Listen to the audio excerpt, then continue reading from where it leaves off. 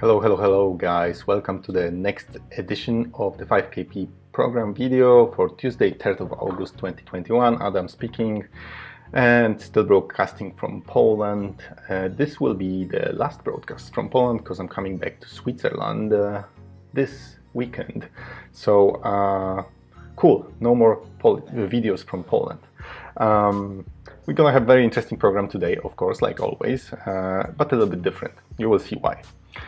Before we go there though, I need to show you the disclaimer, so we remember that this video is for informational, educational purposes only, general in nature. Investing is risky, you know that, so you guys, when you invest, you take the risk. I just do the education, okay? We are learning here how to do things and how to approach portfolios, how to make trades, how to invest, all these kind of things. However, you know, like I said, when you're making your decisions, remember that investing is risky, and especially in the environment that we're trading right now these days, which I call casino, or some people call it freak show, because it's not a normal market anymore. That doesn't mean that we cannot make any money out of this, maybe not money, currency. Yeah, but it's a special creature, and we need to be aware of that this situation that's going on is not really normal. So having said that, let's go and talk about the program for today. First of all, the video for the YouTubers, for everybody, I'm going to focus on showing you what's going on in our portfolio.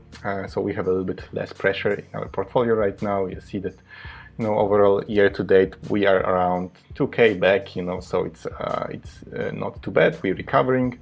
We're gonna focus on talking about finding good ideas for trades, for new trades, or also investment ideas, and I will show you how I do that by looking at Warren Buffett's portfolio, and I will give you a little tip about some podcasts that you can listen to, which is very interesting and also provides interesting ideas for trades from professionals, from guys who do this, and they really talk with sense. I really recommend this podcast here, Wall Street Unplugged, you know, Frank Curcio, and very good. Highly recommended. Then when I move on to the part 2 for the students, we're going to do something special today, and this thing we'll do a little repetition of double diagonal strategy for cash flow. This is one of the more complex 4-position strategies, but it's an interesting one, especially if you see that you can profit from time on some stable stock, and you see that some sort of a, you know, trend or sideways trend may be maintained on a particular stock. And we're going to talk how to build such a position. What is all this double diagonal about? I will show you some excerpts from books and so on, and do a little repetition about the, you know, how this strategy works. So having said that, I'm just going to move on, and before going to look at our portfolio, let's talk a little bit about the market, and let's just simply jump into trading view and look at the futures. So as you can see, guys, everything just works as expected. The market is just moving up and up and up. Reaching all-time highs is not something beyond possible. It's definitely gonna happen there. Some people that I'm following actually tell me that, you know what, with this craziness that's going on, with all this currency printing, with all this liquidity, with all this low interest rates, you know, there is no other way for this market to just move up and up and up until the Fed just, you know, breaks down or something. I mean, because they're just going to continue printing and bringing liquidity to this market. Yeah, so expectation is that it's just gonna continue like that, and I've been telling you this since forever, and look what happened. You know, it has just been moving and moving up and up and up and up, and look at this. This is like, it's the surreal number. You know, the S&P 500 is around 4.4K right now. This is absolutely weird. Looking at other things here, let's look at VIX. You see it's low, but it kind of increased. Okay, it's not sitting at 16s anymore, but it's nice below 20. So looks like markets are not really freaking out or are not crazy scared, but we see some sort of an uptrend here coming back up. So we may expect some more volatility coming up, maybe. Yeah, may happen. You know, this market is crazy. We can have these jumps up and down, but right now it's quite low. Dixie, so dollar index, look at what's going on with the dollar. It recovered a little bit, now dropping back down again. Yeah, because maybe we print a lot more of these dollars, and other currencies fall down with their purchasing power slower than the dollar again. All of them go down, basically. What's going on with oil? Well, oil, like I told you guys, just going up and up and up. Had a little correction here, but came back up. And it's going to just continue rising. I think the true value of oil is very low, probably around 20s, but that will not happen. I don't believe this is going to go. This is the fuel for the military-industrial complex, and American economy is based on oil. So where can this go? It can only go up. So GC, so gold, what's going on with gold? It had this massive correction. Now it's slowly recovering. I think it can just continue moving sideways or going up a little bit. But one interesting thing that I want to show you guys is, if I go to Finviz, I'm going to show you a little interesting thing that I observed. Look at this 10-year Treasury. Okay, if you're going to be investing in this, the yield, today's yield, is extremely low.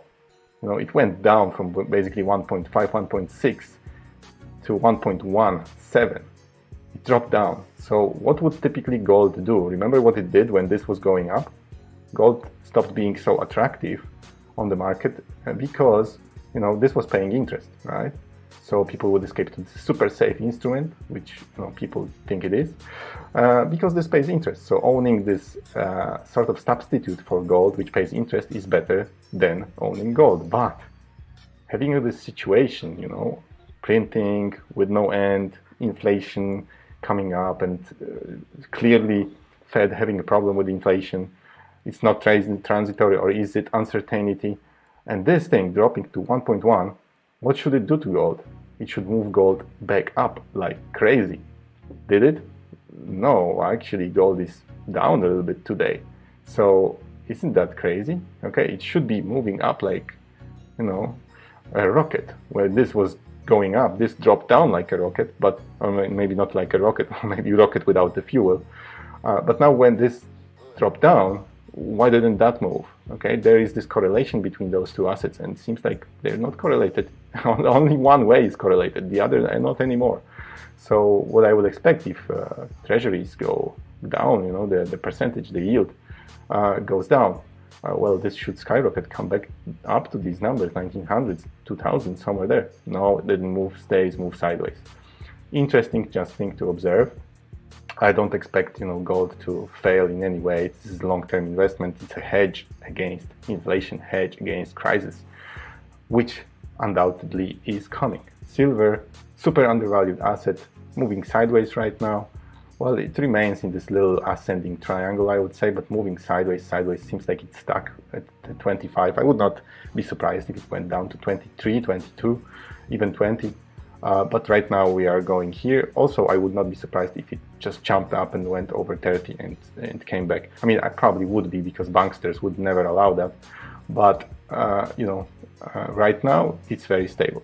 So we are invested in those two assets and in our portfolio, especially in the mining sector. So that's why I'm talking about this. And that's an overview. Nothing really changed. So, we still have inflation, we still have printing, we still have economy in the US being in a massive crisis. And that crisis is not being solved. It's just kicking can around the road. And that's it, just pushing it. And how this will end, I don't know. For now, I know this market is just going to continue going up until some crazy event happens. And it didn't happen yet. So having that on overview, let's go to the portfolio and just talk about this a little bit. And then I will, I'm not going to go to details, but I'm just going to show you what's going on. And then I will talk about ideas for trades. So that's our portfolio. Market is closed right now, so I'm recording this a little bit earlier. It would not make big change to this portfolio. We're sitting at 6.5 almost K right now. Still the same positions. All of these are cash flowing, and the cash flow on this portfolio is $15 per day. So that brings the cash into our pocket every day, $15. What does it mean? Well, I can just bring calculator and you can calculate yourselves. So 15 times 20 days in a week, but actually we keep the positions for the entire month. Okay, that's Is this correct? Yes, 15 times 30, yes, $450 per month. That's what it means. That's the cash flow for this portfolio. Okay, that's meaning I reduce cost of owning all these shares from this portfolio. Most of that portfolio is in materials. There's two companies in energy. That's uranium, NextGen, and DNM, Danshan Mines. All of these guys are in red, I would say. They generate this negative number. We had this massive drop in materials, especially gold and silver. Miners dropped, corrected a lot. We ran into a lot of trouble, but now they're recovering. So we're just simply cash flowing to bring back our positions to really good numbers. And what I'm doing here is just for every single position in this portfolio, I own shares, and then I'm just keep selling calls. So it's like renting an apartment and receiving rent every month. In this case, in the next 17 days, the rent will stay on my account. Or if AG decides, for example, this company, in this example of this company, if it decides to go up to $16 per share, which it is now 13.4, then I will need to sell this 400 shares for price of 16 and recover fully from my problem here, plus keep the premium. So well, I will not cry. Otherwise, I just keep the cash from the cash flow that I'm generating here. So we're kind of bullish. We have a little bit insurance here, and yeah, that's all that needs to be said about this portfolio. We can't trade. This account is in the state of closing only. We have some bucks until liquidation, which they say some margin call. And well, our overall year-to-date performance 1.8K. It's pretty good still. Remember, we started with 5K account. It went up to like 10K almost, and now we bring ourselves down to 6.5K. But the game is still not over, and we're cash flowing. We're bringing ourselves towards much better returns. Probably I'm not going to manage to make the 5 to 10 come back to the full 10K by the end of next week, guys, when our program ends. Okay, but still we'll have pretty nice return on investment here over the year. And well, I'm not closing the positions, so it may grow in a really, really nice way as soon as our commodities here, materials, start rising again. Okay, so I own a lot of shares. So that's what needs to be said about this portfolio. With my students, I will go over all these positions, show you how they look like on the risk profile. But now with you YouTuber guys, what I wanted to talk about is having some ideas for trades. So I already recommended to you a podcast, which you should really subscribe to. It's really good. Wall Street Unplugged. The guys talk about the current situation, economic situation. They talk about life, and they mention things that are hot right now. They're mentioning things that may go down. They are talking about just opportunities on the market. So if you didn't subscribe yet, make sure you do, and you listen to this often 1 hour, 1.5 hour podcast, maybe when you're in your car or something, when you're sitting down, relaxing, drinking coffee in the morning, you can play the podcast for yourself and listen. Very, very good thing. And the other thing that I wanted to show you is looking at someone else's portfolio. For finding good ideas for trades, you don't just need to be scanning for the things using scanners. You can find an investor which is a guru of yours, which, for example, in my case is Warren Buffett. I mean, guru. I would say it's a guy who's a good example of a good trader. Okay, so I know that whatever this guy trades, I mean, that makes sense. This guy knows what he's doing. He does his research. So why not look up what this guy is doing? Of course, we don't know what kind of strategies he's using exactly, but the picks that he has in his portfolio probably are good picks, and you may also check them out, make your own decisions looking at the profiles, knowing that there are investors in this world who like that company, and these are very good investors like Warren Buffett. So an example of this is just simply looking at his portfolio, just finding this on the internet. So I found it for you here. You can just type in, Warren Buffett, Berkshire Hathaway portfolio, and you will come up with some results. And the first website I clicked popped up, the portfolio content. And they say it's for Q1 2021. Portfolio date is from the 31st of March 2021. Okay, so it's a little bit out of date, but not too much. Number of stocks, 46, and portfolio value, you can see already it's measured in billions. So holdings, activities, buys and sells, and so on. You can look up all this. But what I was interested in was, what is the biggest percentage of his portfolio, and also the recent activity. Was he buying or selling? Okay, and at which price?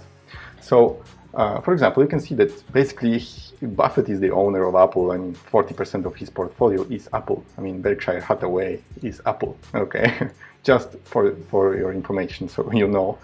The next company on his list is Bank of America, which he has also. It's like 15% almost of his portfolio.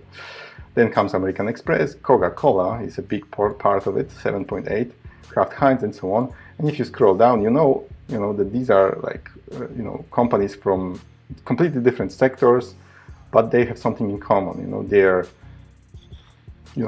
players which are solid, have been there forever. They pay dividends often, and the guy did some sort of a research there. He does not go and bring a company to being 7.8% of his portfolio if he thinks that this company is piece of junk and will not provide over years. So you can see that these are stable companies. So now you may be just going through this list and just scrolling down, looking what is Warren Buffett invested in, and just check them out on Thinkorswim platform, or just going to TradingView and checking the charts and seeing also in Finviz the profile of the company. So for my students, I picked one of these companies, so we will trade and we do double diagonal on one of these companies, and I will show you, just simply how to do that. You could also do the same, just find one of these and say, what, this looks like a stable company which I could be doing iron condors on, and even if I would be assigned on this, Warren Buffett owns 7.8%. You can sleep well, even though you were assigned, or there was some sort of situation which you didn't anticipate, or didn't exit the trade the right time, and so on. That you don't have to escape from this company immediately because it's some sort of a crappy company. This guy owns it. Okay, so what is the activity? For example, Warren adds something to Verizon. So it's now part of 3.4% of his portfolio is now Verizon, and he had 8.25%.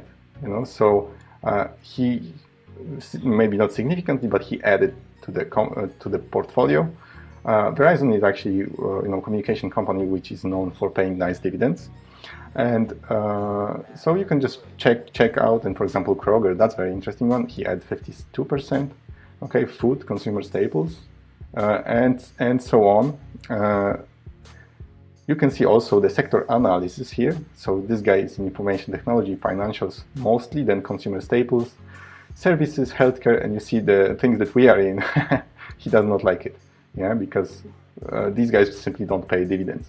But we're there for another reason. He for sure knows more than we do. We're trading energy and materials for completely different reasons than he's trading information technology or financials. But that was not what I wanted to talk about. It was just an idea. You can look it up. Internet is full of profiles like that, so you could be looking at other people's profiles, other companies' profiles. What do they trade? What do these good, amazing investors, which make crazy amounts of money, are trading? Read about those investors, understand their strategies, and then also approach the stickers from that way. Just scan them all, like I said, on Thinkorswim or TradingView, understand what you could be doing with that, what could Warren be doing with that, and then make your own trades if you feel comfortable with that.